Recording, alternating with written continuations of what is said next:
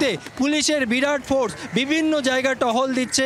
একই সঙ্গে তারা জানার চেষ্টা করছেন যে কী কারণে এই ঘটনা এত বড় আকার নিল, এই ঘটনার পেছনে কোনো কারণ রয়েছে কিনা, কোনো রাজনীতি ছড়িয়ে রয়েছে কিনা, এর মধ্যে অন্য কোনো কারণ রয়েছে কিনা, অর্থাৎ এই সমস্ত দিক কিন্তু খতিয়ে দেখছেন পুলিশ কর্তারা।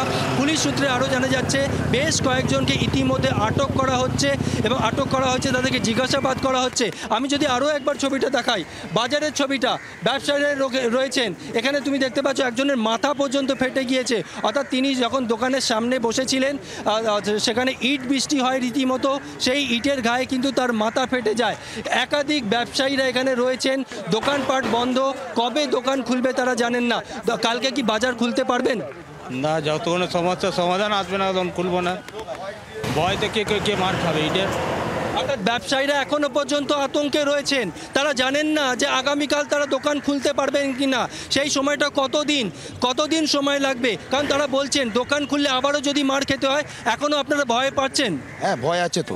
দোকান খুললে আবার ভয় তো থাকবে, নিশ্চয়ই থাকবে। আমরা ব্যবসায়ী লোক, আমরা দোকান কোথায় যান বাঁচাবো কি দোকান বাঁচাবো? মাল বাঁচাবো না যান বাঁচাবো, লোকজন চারিদিকে আছে, আমরা নিজেকে বাঁচাবো না জিনিসপত্রকে বাঁচাবো। অর্থাৎ ব্যবসায়ীরা যারা রয়েছেন তারা আতঙ্কে রয়েছেন, যেভাবে ইট বৃষ্টি হয়েছে, যেভাবে তাদের দোকানে হামলা হয়েছে, তাতে করে তারা দোকান খুলতে পারবেন কিনা জানেন না।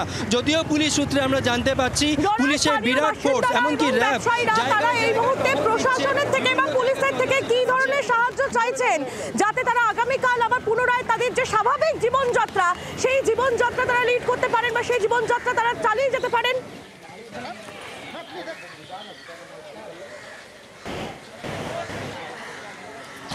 একদমই এই বিষয়ে আমি কথা বলবো। এখানকার যারা বাসিন্দারা রয়েছেন, ব্যবসায়ীরা রয়েছেন,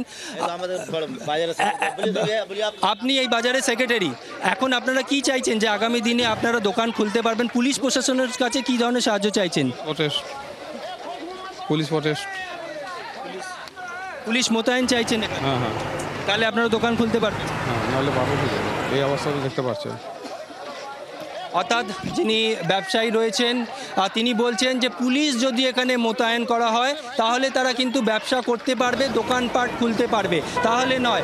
আরও একবার যদি আমি ছবিটা দেখাই, ক্যামেরা পার্সন মিন্টুকে যদি বলি ছবিটা দেখানোর জন্যে, অর্থাৎ তুমি দেখতে পাচ্ছ ক্যামেরার লেন্স যতদূর যাচ্ছে প্রত্যেক কটা দোকানপাট কিন্তু এই মুহূর্তে বন্ধ, পুরোটাই কিন্তু রীতিমতো বন্ধ হয়ে রয়েছে।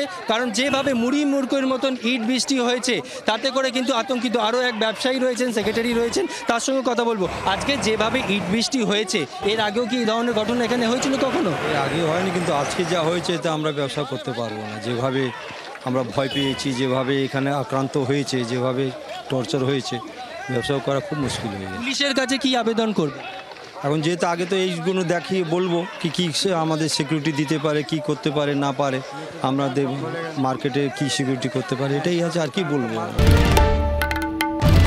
বাংলার আওয়াজ, বাঙালির আবেগ, জি 24 ঘন্টা।